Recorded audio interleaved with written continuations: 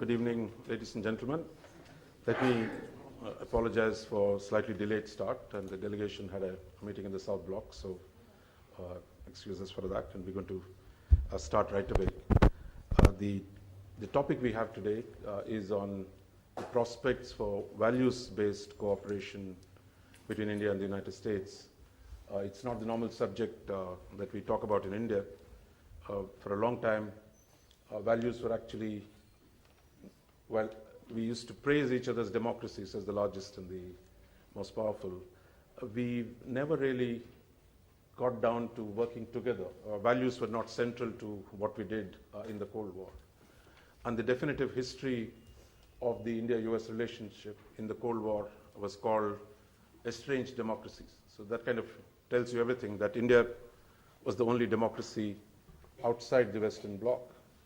And in many senses, that was an important element. I think while we shared the values during the Cold War, there was very little we could do together, given the overwhelming logic of the Cold War.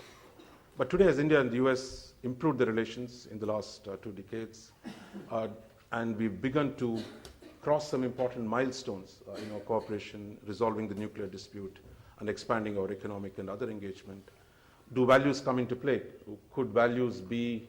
Could our shared political values be a new cementing factor between the two countries? And to discuss the subject, we have 3 very eminent speakers.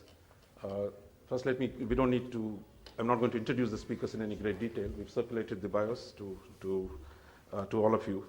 But Ashley, as you know, doesn't need any introduction in Delhi.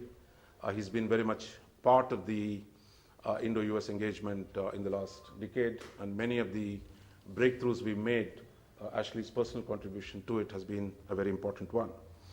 We have Dr. Robert Kagan, who is at the Brookings Institute now, very influential commentator, specialist on Europe's relationship with the United States, and has published a lot, and is today, what he says, has a big impact on the larger strategic debates in the United States.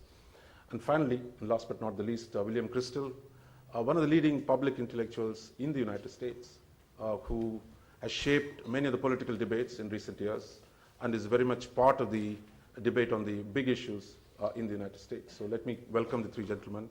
And what we're going to do is each of them is going to speak for about 10 to 12 minutes, and then afterwards we'll open up for questions. Should we begin with Bill? Do you want to speak first? Thank you very much. It's very good to be here. This is only my second visit to India, so I have no. Can you hear me okay? This is only my.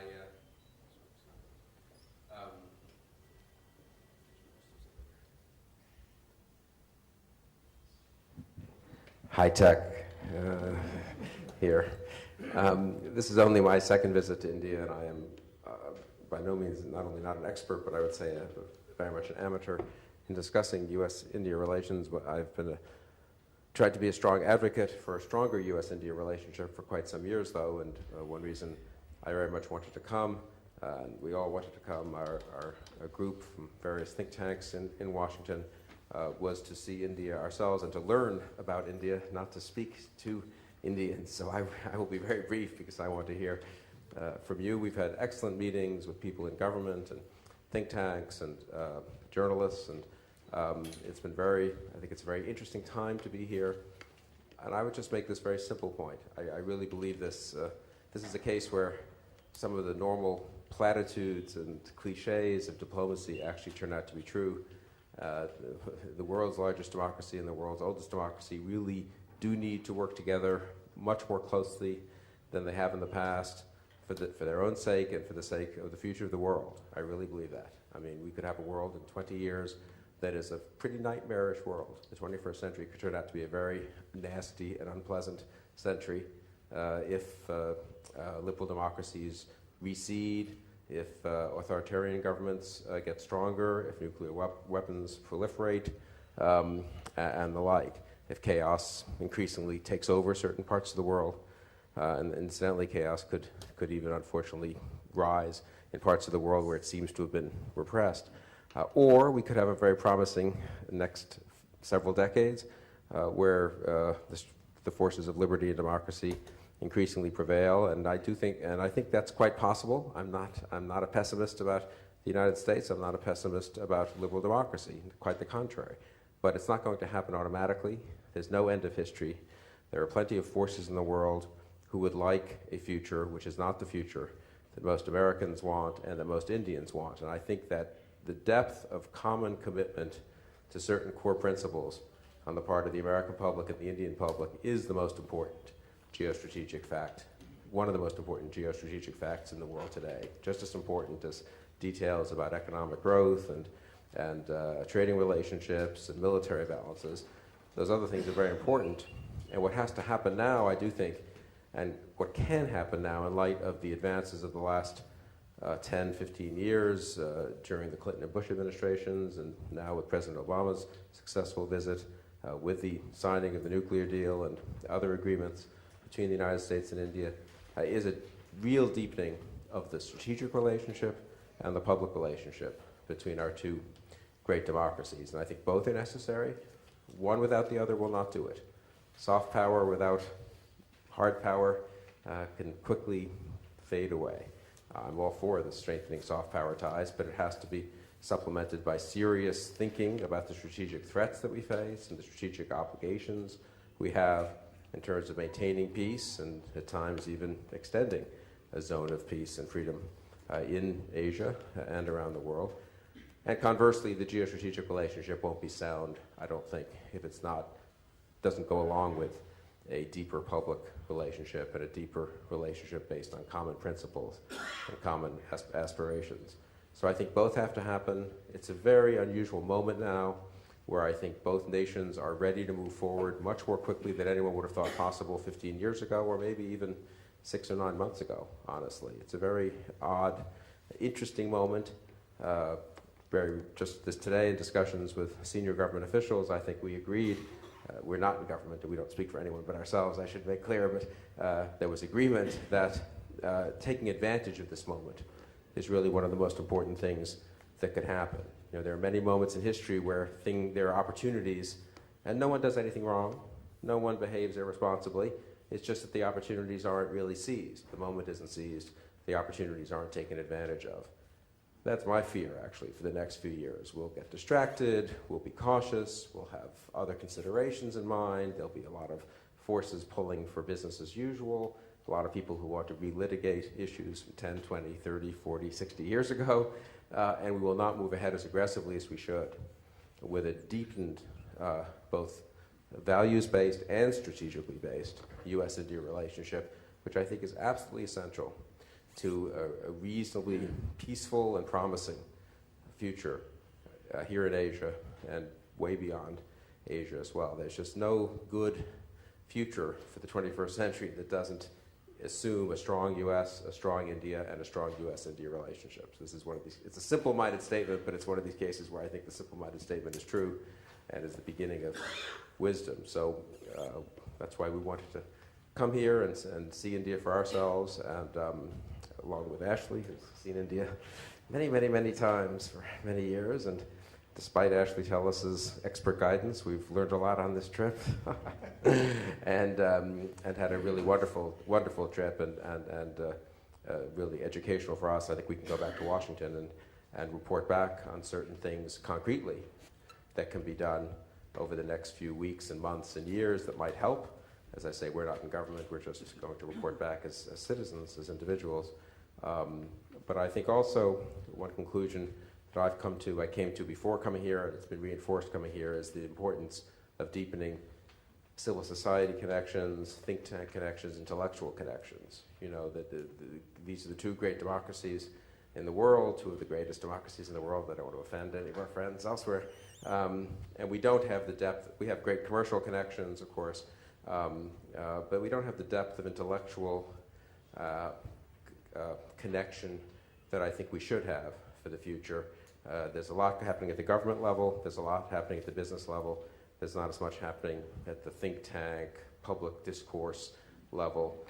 And that includes frank discussions where we don't agree. We've had very good discussions over these last 2 days, both with people in government and out on issues where we don't necessarily see eye to eye, but that's absolutely crucial. We cannot be in the position of being so gingerly with each other that we're not candid and that we just leave aside lots of topics because they might be controversial to raise. And one of the really heartening things about our discussions has been that we've raised a lot of topics that I think a year or two ago, if we had come over here, we would have perhaps said, well, let's not raise that topic because we'll disagree. We've had good discussions about many topics. So I'm very optimistic. I'm very glad about the relationship. I'm very glad to be here.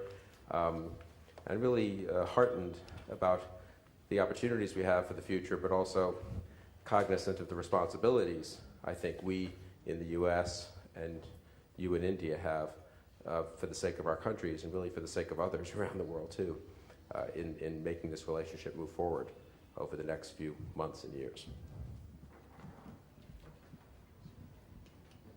Oh, really? Ashley's really eager to jump in here. That's good. Well, I agree with what Bill says. Let me just talk a little bit about what I take to be the historical moment that we're in and the context of it as a way of addressing this question. I mean, our mutual friend Frank Fukuyama wrote an essay many years ago called "The End of History," and I think most of us think that history didn't end. But if you think back on that period at the end of the Cold War in 1989, I think there were two broad assumptions that I must say we all made to some extent in varying degrees. And the two basic assumptions were A, that the age of great power conflict had ended, that once the Soviet Union and the United States were no longer at odds with one another, we were really moving into a new era, an era which we described roughly as globalization, in which geoeconomics were going to be important, geopolitics were going to be less important, how nations traded with each other was going to be more important, how they and the security issues were going to be diminished. We moved into what people called a unipolar world, but that basically meant a world without great power competition. And the other element of the assumption at the time was that, and I think certainly more of us shared this view, was that liberal democracy had triumphed. I hesitate to use the word liberal, doesn't necessarily cross borders very well, but democratic systems, free markets. This is what Frank meant by the end of history. This is definitively triumphed, that over many years, many centuries of various challenges, the challenge of monarchy in the 20th century, the challenge of fascism, communism, what the United States stood for, what India stood for, had triumphed irrevocably. And, we are now 20 years later, a little bit more than 20 years later, and I think, unfortunately, it's pretty clear that neither of those assumptions has proved true. We have seen, certainly, the return of great power competition of a very traditional variety. And the world that we see today is a world that any 19th century diplomat would have recognized pretty quickly. We talk about rising powers, but what we're also seeing is rising geopolitical competition. You see various fault lines around the world, whether it's the fault line between China and its various neighbors on all its borders. There is an area of tension and some competition. You see a fault line between Russia at the edge where Europe, where the EU ends and Russia begins, and some contested territory. We've had a war in that contested territory. And roughly speaking, if you look at the sort of the great powers, whether it's India, China, the United States, Japan, Europe, I put in a separate category. I don't know what kind of power that is exactly. It's great, and it's got some power, but I don't know if it's a great power. But what you see is all these powers behaving in a fairly traditional fashion, a certain amount of jostling, a certain amount of competition. Now, and unfortunately, we also see that our triumphal procession about democracy may have been premature. We've seen the resilience of autocratic government when we thought that it was something of the past. I think many people thought that in the 1990s Russia was evolving toward some form of democracy, however imperfect. There was a lot of optimism in that period about that China would inevitably, by some kind of law of economics and politics, would inevitably, as it grew richer, become more democratic. And I think what we're seeing now is the surprising resilience of autocracies.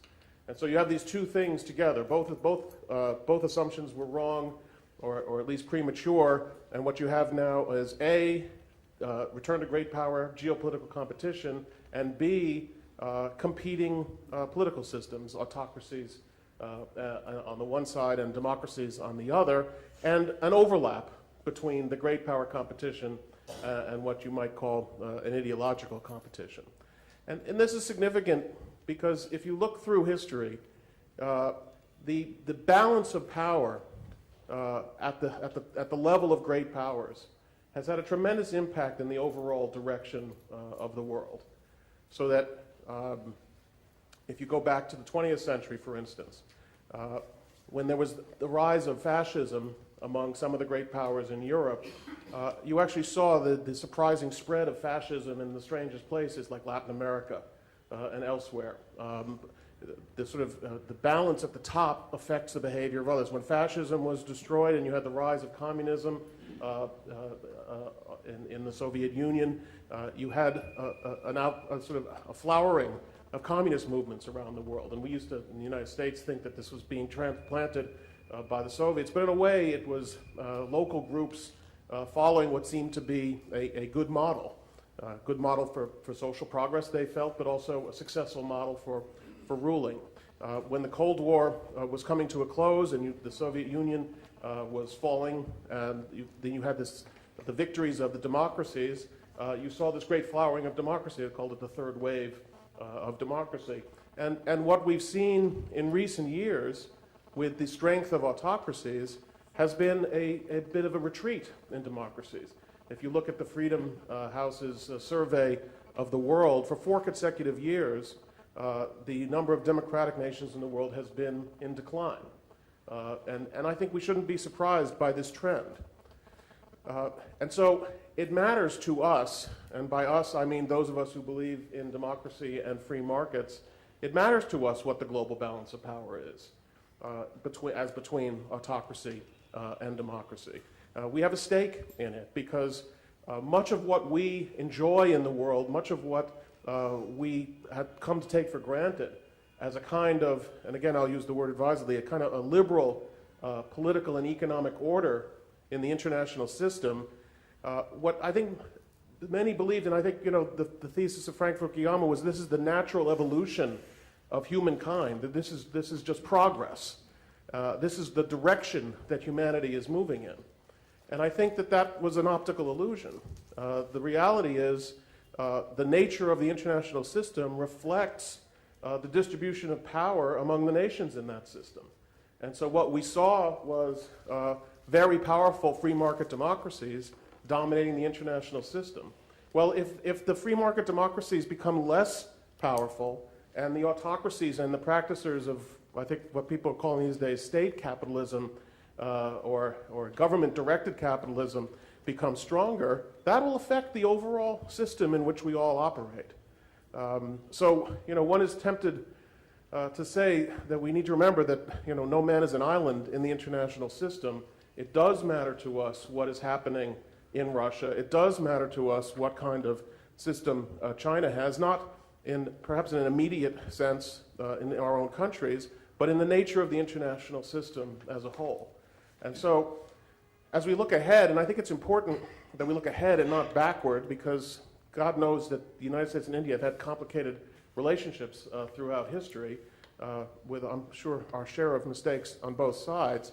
But looking ahead from where we are now, it does seem to me that we both share a stake in the overall direction that the international system is taking. And I could say that, speaking as an American, I'm less worried about American decline than some people are, but I am worried about the overall decline in the power of the democratic world. I am, having lived in Europe and loving Europe and loving having lived in Europe, it's beautiful and the food is great and the wine is excellent, but Europe's power and influence in the international system has declined. So what had been one of the bulwarks of this liberal economic political world order has relatively declined compared to the rise of powers like China, and as long as the oil and gas keeps flowing, Russia. And so as I look out to the world and say, where is the new power for the liberal democratic order going to come from? Well, it's the reason it's the reason we're all sitting here today. I'm not saying, and my European friends don't get upset, I'm not saying India's going to replace, although the food's excellent. The wine, I'm not so sure, but you'll probably get there too. But as a force for the kind of order that we think is important, India is the future. And it really is vital, it seems to me, and I'm speaking as an American. I'm not an Indian, and I don't, you have to determine your own destinies. But speaking as an American, I think it's vitally important that India begins to play a greater and greater role in a value-based way. Not that India should be, moving into other countries and transforming them in some democratic image, but that India does partake in what I would call a solidarity with democratic nations around the world and attempt to defend and promote these values, because we need to make sure that the balance favors the democratic world, or these things that we value can gradually diminish and be undermined. So, I mean, I'm here in India to learn, but if you want to know why I think India is so important, it's because I do think it has a vital and necessary role to play in upholding this kind of international order in the years to come. So now, Ashley, you finally have to speak. Thank you, Bob. I wanted to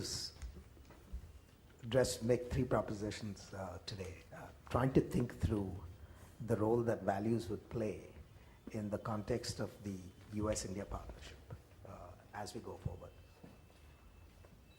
The first point I would want to make is that the role of values is not obvious beyond the obvious.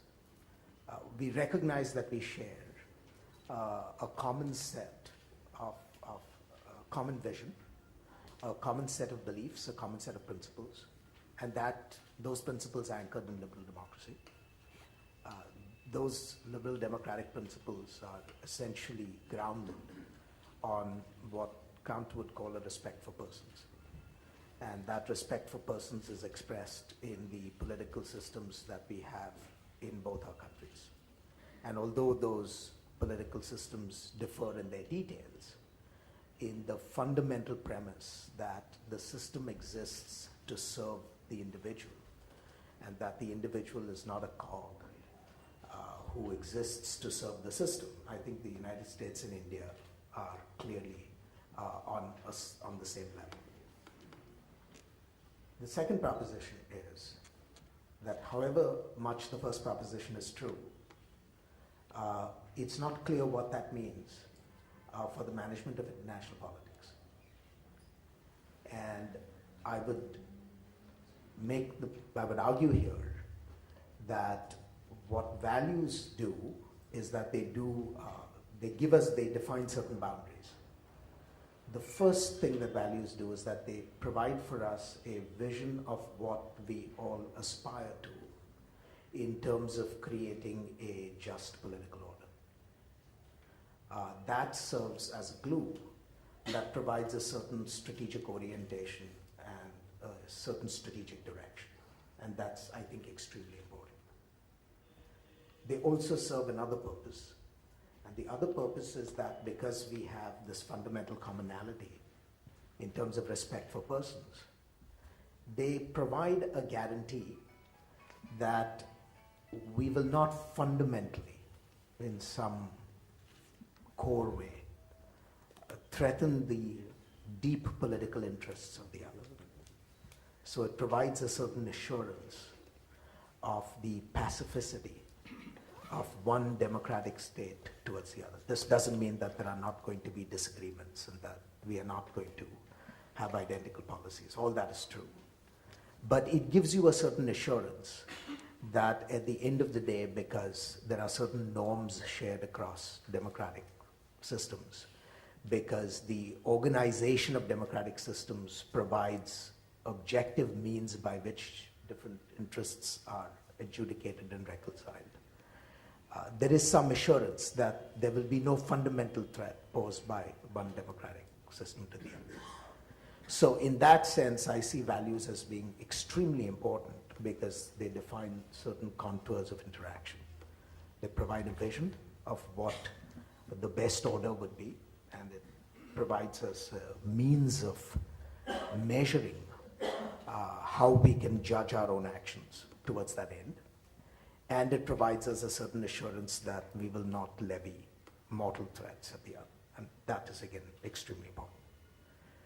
And then the third proposition that I would advance is that between these two elements that I flagged in my second proposition, which is the vision of what a good order would be and the fact that we will not threaten each other, my third proposition would be that there is a large space in the middle. And that is where much of international politics takes place. And that is a very messy and a very murky area. Because in that middle, the task of statesmanship becomes critical. Because the task of the statesman is to keep always in mind the values that motivate his government, his regime, his state, while also coming to grips with the uncomfortable demands of interest. And it's in this middle area that statesmanship becomes most challenging, because one has to marry together the demands of values and the demands of interest. And this is not an easy reconciliation at the best of times.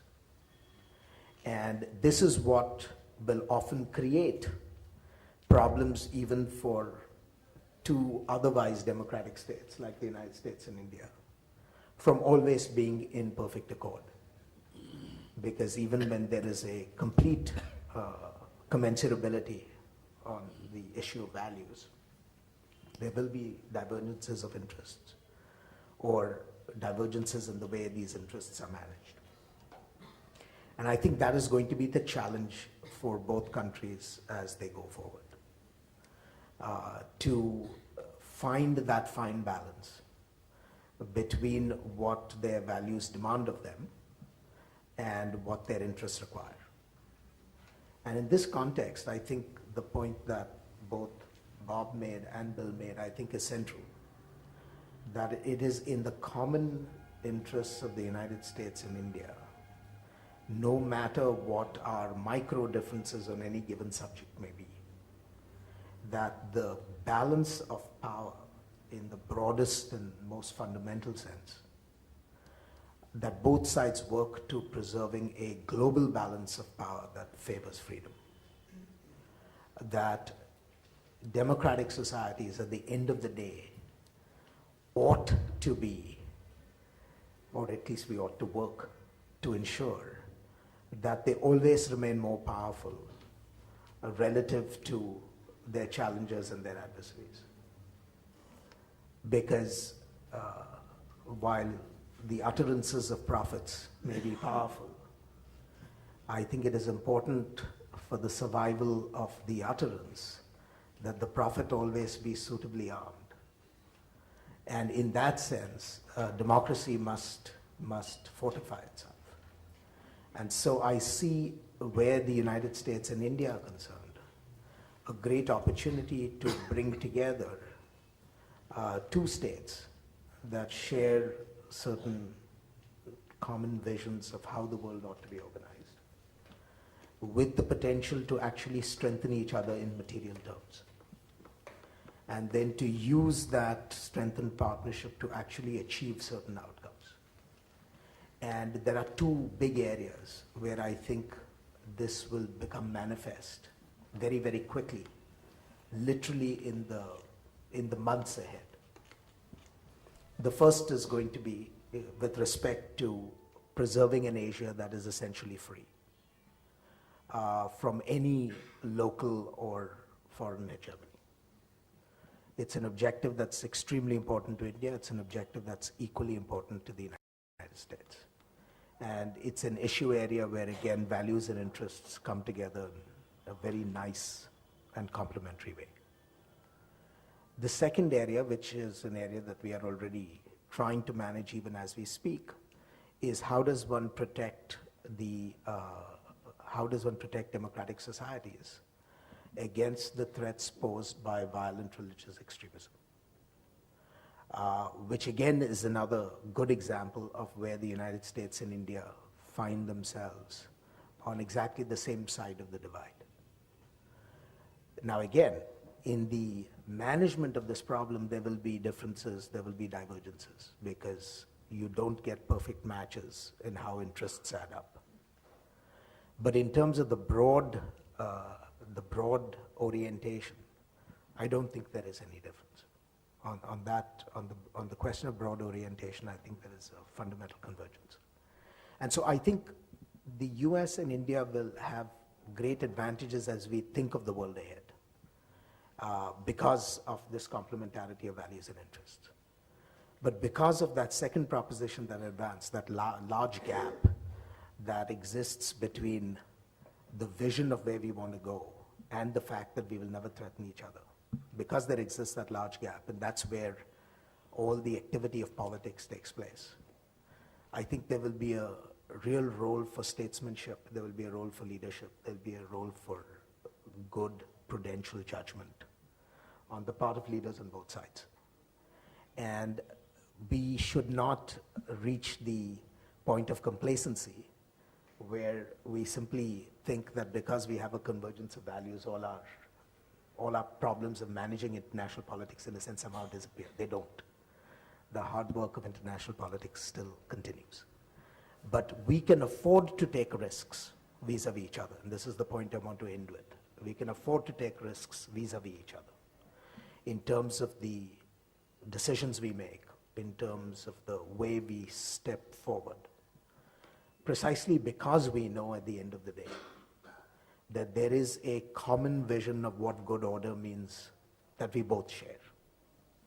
And that in the pursuit of that common vision of good order, we will not fundamentally threaten each other in any core way.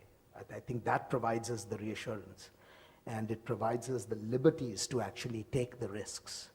Sometimes even when a very cold and crude calculation of interests may not warrant those risks. I think that is in a sense the buffer that shared values provide.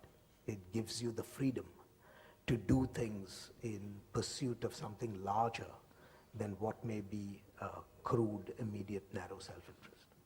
Thank you.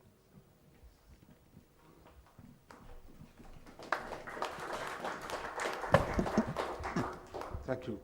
You'll all agree with me that we've had 3 sharp and scintillating presentations.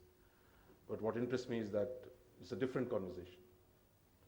That until now, when the Americans came into town, normally we were ready to defend against potential demands to either to give away Kashmir or to give away our nuclear weapons. So for almost 50 years on 60 years on Kashmir and 50 years or 40 years on the nuclear weapons, our arguments had largely been defensive vis-a-vis the United States. And in the last 10 years, as we tried to build a new partnership, we've almost resolved the nuclear issue. We're finding ways to manage our differences on Pakistan and a range of other issues. But today, as India becomes the 3rd largest economy, and when India's own self-identity moves from being merely a 3rd world country or a developing country to one as a democracy, as a thriving liberal democracy, that has some meaning to the rest of the world. Because in the last 20 years, as we've grown our economy, we've also paradoxically tended to avoid debating the big issues. Issues actually we were grappling with, that most Indians are proud of their democracy, but it's not part of our foreign policy debate. Or most Indians today, what we're building today, the kind of economy we're trying to build today, that doesn't translate into our discussions on international economic situation. But I think what our 3 speakers have done is to open the ground, open the basis for a different conversation between India and the United States when the 2 societies increasingly become comfortable while having differences. How do we think about the larger issues of the world today?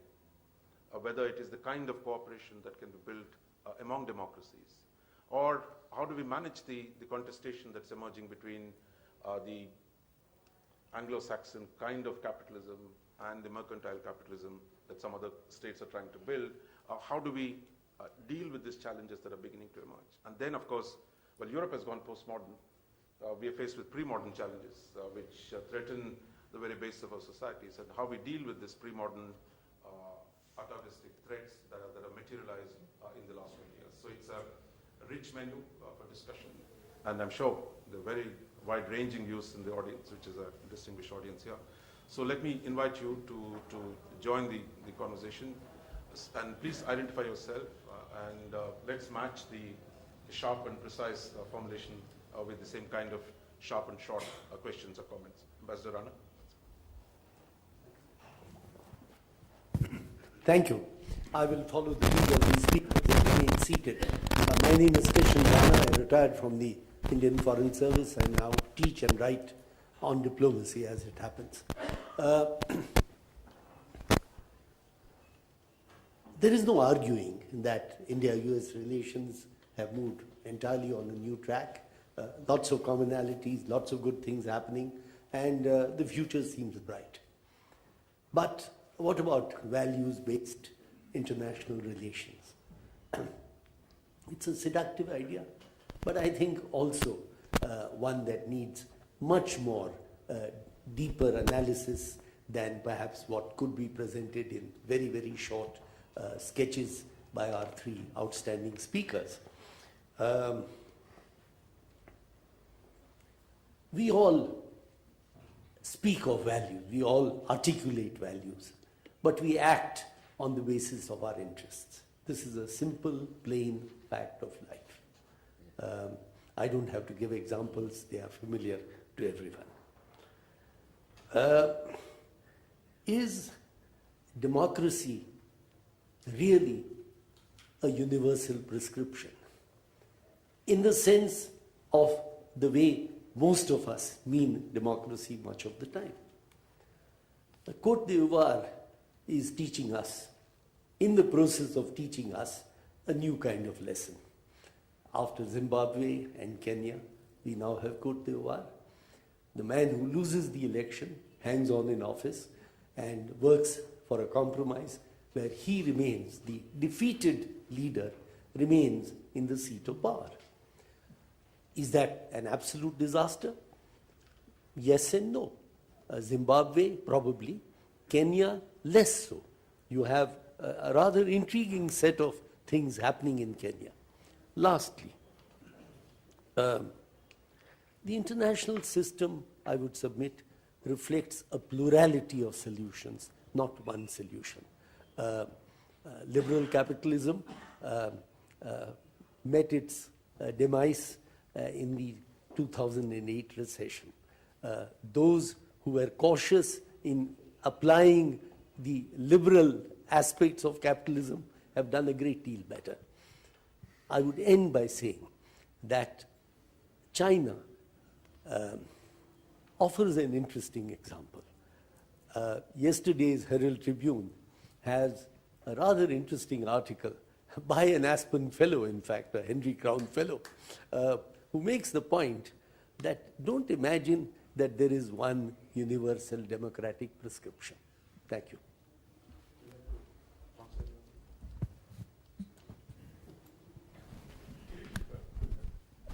This is a much longer conversation, obviously, and I would say interests are not as separate from principles. I don't really like the word values, but let's say for values or principles. I don't like the word values because the word values intrinsically is subjective. The word values comes from the verb to value and entered actually Western thought through Nietzsche and implies right away that the values are arbitrary or subjective. I value this, you value that, and we have values. So let's talk about principles. That people should be treated with dignity and respect, that there should be basic freedoms, that it would be better if governments respected people's freedoms. That doesn't mean that they all have to be exactly the same by any means, or even mostly the same in their structures, in their religious views, obviously, in their social organization. But no, I would defend the proposition, in fact, that we are not simply adrift in a world where one can't say that certain ways of ordering politics are better than others, that certain ways, certain social organizations are more just than others.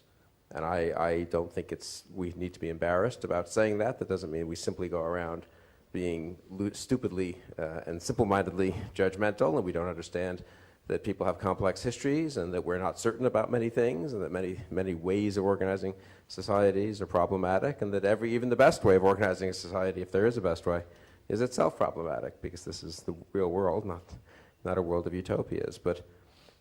And I would say, practically speaking, nations don't have, it's not so clear what nations' interests are if you separate those interests from values or from the kind of world they would like to see.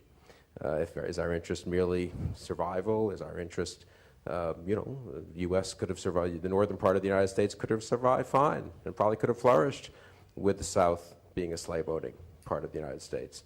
There was no necessity to fight that war. There was no threat to northern territorial integrity. There was not much of a threat. There was no threat at all, in fact, to northern economic well-being. Most Americans are proud that we went through an unbelievably difficult war. I believe most Indians would be proud of all the difficulties they have sustained over the years, over the decades, to sustain democracy under great pressure and under great threats, some internal pressures and, of course, great external pressures. So I'm not as willing, I think, to acknowledge that one can't make judgments and that interest can that people talk about values but only pursue interests. I don't think you can really understand world history, honestly, that way. And I don't think that, in fact, reflects the true. I guess I would finally say that I think it's one of those views that sounds realistic but actually is not realistic about the way people live in the real world and even the way governments operate in the real world. So I would want to hold have greater respect for the notion that nations do try to improve their own citizens' lives, if possible, to help other friendly nations improve their citizens' lives, that the way in which people's lives are improved is not simply a matter of value judgment, but that there are actually certain things that are right and certain other things that are wrong. And I do think in this case that one reason for the closeness between the United States and India is a greater sense, actually, not just that we happen to have common interests because we have a couple of countries that dislike us both, or we have aspects of a pre-modern religion which unfortunately has now targeted us both. That's not really the only grounds for common action, I think, but rather a sense that, what America has achieved in the world, what India has achieved in the world is something to be proud of. It's not just something to be proud of because we're Americans or we happen to be Indians. We think it's something to be proud of as human beings. And we would like to help more human beings achieve something like what we've achieved or what we hope to achieve. And that can't be done easily or automatically, but it's not something that we can turn away from. I just want to add one thought to that, and I agree with you, Bill, completely. It's very important not to even as we try to do what Bill suggested we do in that last sentence, there is no doubt that we will compromise along the way. It's rare that you can have pure political action devoid of all extraneous considerations. But I think what the common principles that motivate us both do is that they anchor us into something that is transcendently important. And it allows us to understand when our political choices represent deviations from that ideal. They allow us to measure those deviations. And they allow us to make judgments about when those deviations are essential because some other value has to be protected. And so if one simply jettisons the ideational core, then you cannot make these prudential judgments about when a compromise may be necessary or not. And so I think it's very important to keep that as a yardstick, even when we recognize that we are not always meeting the yardstick in the political choices that we make. You want 3 answers to every question? You won't have too many questions that way.